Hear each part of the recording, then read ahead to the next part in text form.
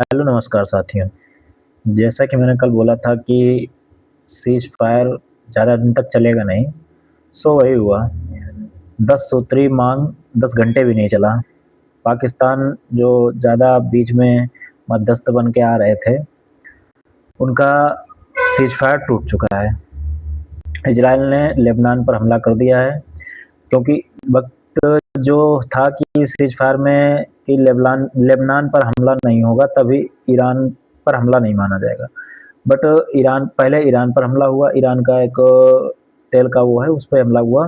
फिर उसके बाद लेबनान पर 10 मिनट में करीब 100 एयर स्ट्राइक हुए, जिसमें लेबनान के करीब 200 तिरपन कुछ लोग मारे गए, 1100 कुछ लोग घायल हैं, जिसमें सिविलियन शामिल हैं। किसी भी देश के युद्ध में सिविलियन को मारना गलत होता है, बट इजराइल जो कर रहा है एक तरीके से गलत चीज़ें हैं। लेकिन अमेरिका इतना क्या कहते हैं, पंगु जिसे बोला जाए, कि वो अब इजराइल के पीछे चल रहा है। इजराइल गलत कर रहा है, सही कर रहा है, उसकी मजबूरी हो गई है इजराइल को सपोर्ट करना।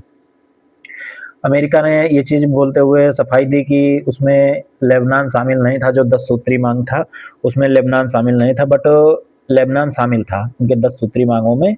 हर जगह के ट्वीट पर यही है कि लेबनान शामिल है, बट अमेरिका इस चीज़ को डिनाई कर रहा है कि लेबनान शामिल नहीं होगा। जिस अब लेबनान पर हमला हुआ तो ईरान ने तुरंत तत्काल प्रभाव से अपने एक्शंस लेते हुए कुवैत और यूएई पर हमला कर दिया, और उसके स्ट्रेट ऑफ हॉर्मुज को फिर से बंद कर दिया है, जिससे कि जो क्राइसिस थी फिर से वही शुरू हो गई हैं। अब अमेरिका ने धमकी देते हुए ईरान को बोला है कि आप स्ट्रेट ऑफ हॉर्मुज खोल दो, नहीं तो कुछ बड़ा होगा। क्या आपको क्या लगता है कि अभी सीज फायर होगा या नहीं होगा? मैंने तो जैसा कल वीडियो के लास्ट में बोला था कि मुझे नहीं लगता कि ये सीज फायर ज़्यादा दिन तक चलेगा, क्योंकि इजराइल का स्टैंड साफ है कि मैं हिजबुल्ला, जो लेबनान के अंदर आतंकवादी समूह है, हिजबुल्ला जहाँ भी मिलेगा मैं उसको मारूंगा। और इजराइल ने यही बोलते हुए, जो सिविलियंस मरे हैं, उसने कहा कि सिविलियंस को कवर बनाकर हिजबुल्ला के आतंकी रहते हैं, तो उसमें चाहे सिविलियंस मरे या कोई भी मरे, मैं हिजबुल्ला को मारूंगा, हिजबुल्ला संगठन को मारूंगा, तो उसमें चाहे सिविलियंस मर जाएं।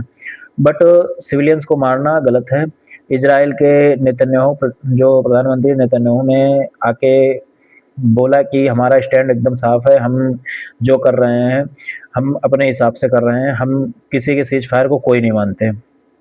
पाकिस्तान के तुरंत ही पाकिस्तान के प्रधानमंत्री शहबाज शरीफ जो निकल के आए, बोले कि हमारे द्वारा की गई मध्यस्थता को किसी ने नहीं माना।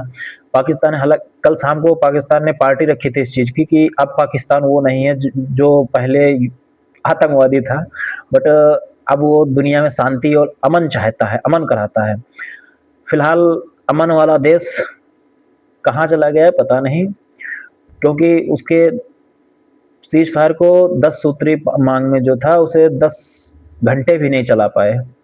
इन्होंने पता नहीं कैसी शांति कराई है, जिसमें 10 सूत्री मांगों में ये था कि ईरान यूरेनियम एनरिचमेंट करेगा, और जो ईरान का नुकसान हुआ उसकी भरपाई यूएई, अमेरिका करेगा, यूएसए, और जो उसके एसेट्स अमेरिका ने फ्रीज करके रखे हैं वो अमेरिका को वापस करेगा। जो उसके प्राइमरी सैंक्शंस है उसे हटाएगा, सेकेंडरी सैंक्शंस उसे हटाएगा।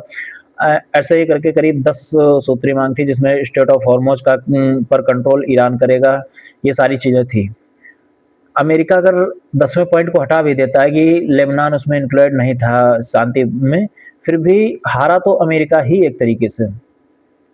अमेरिका इस चीज़ को एक्सेप्ट नहीं कर पाएगा, जिस तरह से उसकी पूरे देश दुनिया में मजाक उड़ रही है, वो इस चीज़ को एक्सेप्ट नहीं करेगा, और ये सीज फायर नहीं चलेगा ज़्यादा दिन। इसमें कुछ बड़ा होगा, उसके बाद ही कुछ ना कुछ हो सकता है। मैं तो कहता हूँ इस ईरान जो सारे देशों पर मार ही रहा है, एक दो पोला पाकिस्तान को उठा के मार दो। ये मध्यस्थता कराने आता है, ये खुद बोले दूसरे से कि अब मेरी मध्यस्थता कराओ, अब मुझे बचाओ। खैर, आप लोग क्या सोचते हैं, मुझे कमेंट बताएं कि क्या इनके बीच मध्यस्थता हो जाएगी? आपको क्या लगता है कि सीज फायर हो जाएगा? आप मुझे कमेंट बताएँ और ऐसे ही वीडियोज़ के लिए हमारे चैनल को सब्सक्राइब करें, फॉलो करें, हमारी वीडियोज़ को लाइक करें ताकि आपको छोटी-छोटी वीडियो के माध्यम से क्विक अपडेट देते रहें। धन्यवाद।